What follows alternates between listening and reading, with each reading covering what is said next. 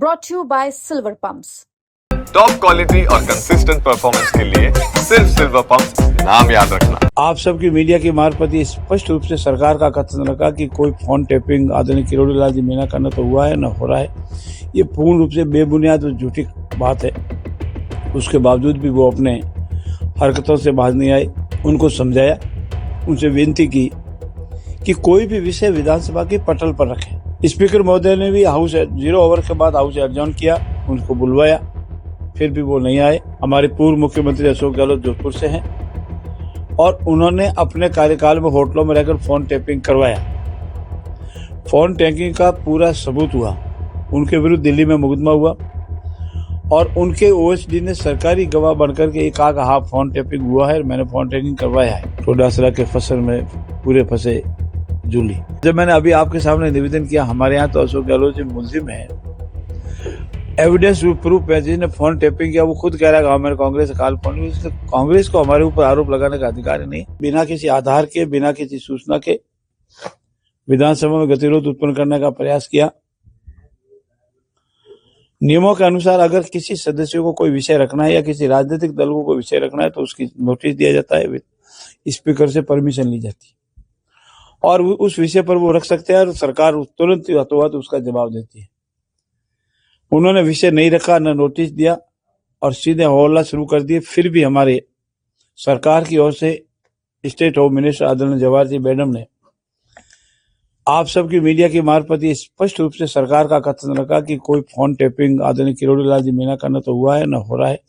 ये पूर्ण रूप से बेबुनियाद और झूठी बात है। उसके बावजूद भी वो अपने हरकतों से बाज नहीं आए। दिन पर व्यवधान किया। हमने भी उनको समझाया, उनसे विनती की कि कोई भी विषय विधानसभा की पटल पर रखें। उस पर वाद विवाद हो सकता है, सरकार जवाब देने को बाध्य होती है, सरकार जवाब देने को तैयार है। स्पीकर महोदय ने भी हाउस 0 ओवर के बाद हाउस एडजॉर्न किया, उनको बुलवाया, फिर भी वो नहीं आए और तीसरी बात हाउस एडजॉर्न करवा करके हम सब ने, हमारे चीफ विप है योगेश्वर जी गर्ग जो जालोर से विधायक है, उनको नापक्ष लॉबी में भेजा। उन्होंने भी विनती की, वो फिर भी नहीं आए। मुझे ऐसा लगता है और कुछ हद तक सही भी है, प्रिंट मीडिया और इलेक्ट्रॉनिक मीडिया ने उसके उपरांत इस पर विवेचनाएं की है और उनसे ये निकला है कि प्रतिपक्ष का नेता एक ऐसी समुदाय से है और चूंकि वो गरीब समुदाय से है, उसको विधानसभा के फ्लोर पर अपनी बात प्रभावी नहीं रखे। और पूर्व में जो कांग्रेस के नेता ने अपना अभिभाषण में दिया वो फेल हुए, पर कांग्रेस के अंदरूनी खींचतान के कारण ही प्रतिपक्ष के नेता का भाषण नहीं होने देने की नीयत से ये सारा षड्यंत्र रचा गया। राजस्थान के विधानसभा के इतिहास में पहला मौका है जब प्रतिपक्ष के नेता का अभिभाषण ही नहीं हुआ। अब ऐसी स्थिति में कांग्रेस को स्वयं अपने आत्मावलोकन करना चाहिए, अपने गिरेबान में झांकना चाहिए। आज की तारीख में चूंकि मैं जोधपुर से हूं, हमारे पूर्व मुख्यमंत्री अशोक गहलोत जोधपुर से हैं और उन्होंने अपने कार्यकाल में होटलों में रहकर फोन टैपिंग करवाया। फोन टैपिंग का पूरा सबूत हुआ। उनके विरुद्ध दिल्ली में मुकदमा हुआ और उनके ओएसडी ने सरकारी गवाह बनकर के कहा हाँ फोन टैपिंग हुआ है, मैंने फोन टैपिंग करवाया है। तो वो विधायक, वो कांग्रेस दल हमारे ऊपर आरोप लगाने से पहले अपने आप को झांक कर देखे कि फोन टैपिंग का प्रूफ हुआ है, मुकदमा बना है। आदरणीय अशोक गहलोत जी दिल्ली की अदालत में जहां भी मुकदमा चल रहा है वहां मुलजिम है। ऐसी स्थिति में कांग्रेस दल को ऐसी बेबुनियाद निराधार बात रख करके विधानसभा के फ्लोर पर व्यवधान नहीं करना चाहिए था। मुद्दों को लेकर आना चाहिए था। 7 करोड़ 8 करोड़ जनता के मुद्दों की बात होनी चाहिए थी।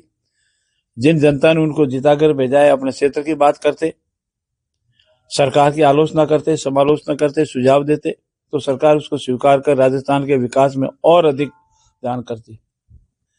जितना उन्होंने विरोध किया हमारे यशस्वी मुख्यमंत्री ने उतना ही पसीना पहुंच पाकर पानी पी कर उनको धोया और उनकी हालत ऐसी हो गई थी कि वो उधर आपने शायद देखा हो, हाथ जोड़ करके निवेदन कर रहे थे, साहब बहुत हो गया, अब बंद करो। और अगर वो बात कोई कहते तो हम भी सुनते, प्रतिपक्ष के नेता बोलते तो हम भी सुनते। हो सकता है हमारी कोई आलोचना समालोचना से राजस्थान का विकास होता, पर वो अपने दायित्व से पूर्ण रूप से अपनी आपसी खानदान के कारण विमुख रहे हैं। मेरा पुनः उनसे अनुरोध है, वो मेरे साथी है, विधानसभा में जीत कर आए, हमसे जो भी बात करना है बात करें। हम हमेशा बात करने के लिए हमारे सदैव दरवाजे खुले हैं। हम स्वयं जाकर बात कर सकते हैं, हमारा कोई इसमें कोई अंडामेंसी नहीं है। सर, आपने कहा कि उनके नेता को अभिभाषण नहीं दिया जाए, इसलिए इस तरह का विवाद उत्पन्न किया गया। आपको लगता है कि अंदरूनी कलह के कारण ये पूर्ण रूप से अंदरूनी कलह के कारण हुआ है। अनेक सोशल मीडिया पर जो वीडियो आए हैं और प्रिंट मीडिया ने दूसरे दिन जो बड़े बड़ी हेडलाइंस बनाई है, मैं नहीं कह रहा हूं, प्रिंट मीडिया के सुप्रसिद्ध अखबारों ने जयपुर में, आप यहां भी आए होगा, टोडासरा के फसल में पूरे फंसे जूली, ऐसी खूब हेडिंग, और प्रिंट मीडिया ने भी, कई संपादकियों ने भी ऐसे अनेक लेख लिखे हैं कि इस तरह से ये कहीं न कहीं षड्यंत्र है। और षड्यंत्र से नेता प्रतिपक्ष जो हमारे सामान्य वर्ग से आते हैं, ऐसे वर्ग से आते हैं, वो प्रभावी बोलते हैं विधानसभा में, हम खुद भी मानते हैं, हम उनको सुनना चाहते हैं। वो हमारे आलोचना करते हैं तो हमको अच्छा लगता है कि हमारे कहीं न कहीं सुधार की आवश्यकता है, लेकिन उनको बोलने नहीं दिया गया। उन्होंने खूब तैयारी भी की, लेकिन षड्यंत्र के कारण वो अपनी बात विधानसभा के फ्लोर पर नहीं रख पाए। कहाँ गड़बड़ को लेकर लगातार विपक्ष बार-बार आपको घेरा, अलग-अलग मुद्दों के ऊपर? मुझे ये कहने में कोई अतिशयोक्ति नहीं है कि किरोड़ी लाल जी को लेकर के विपक्ष हमको नहीं घेर रहा है, विपक्ष अपने आप में ही घिर रहा है। किरोड़ी लाल जी हमारे वरिष्ठ साथी है, हमारे मंत्रिमंडल के साथी हैं, अनुभवी नेता है, वो हमारे साथ है। उनकी नाराजगी होना या नहीं होना ये हमारा अंदरूनी विषय है। इसमें कांग्रेस को पास कौन सी चीज है? कांग्रेस तो अपने आप ही गिर गई। उनको मुद्दे, जिस मुद्दे को लेकर वो आई वो मुद्दा है ही नहीं। जब सरकार का अधिकृत स्टेटमेंट आ गया, कोई फोन टैपिंग नहीं हुआ है, और वर्तमान युग में फोन टैपिंग की आवश्यकता ही नहीं रहती है। आज की तारीख में व्हाट्सएप कॉल है, वीडियो कॉल है, दूसरे फोन से हैं, इसलिए फोन टैपिंग का विषय पुराने जमाने में हुआ करता था। और जब मैंने अभी आपके सामने निवेदन किया, हमारे यहाँ तो अशोक गहलोत जी मुलजिम है, एविडेंस प्रूफ है, जिसने फोन टैपिंग किया वो खुद कह रहा है मेरे कांग्रेस से काल फोन। कांग्रेस को हमारे ऊपर आरोप लगाने का अधिकार ही नहीं, नैतिकता के नाते और उनके खुद के आचरण के कारण ऐसा आरोप हमारे ऊपर नहीं लगा सकते। पुनः मैं दोहराता हूं कि आदरणीय किरोड़ी लाल जी का कोई फोन टैपिंग नहीं हुआ, ये पूर्ण रूप से बनावटी और झूठी कहानी है।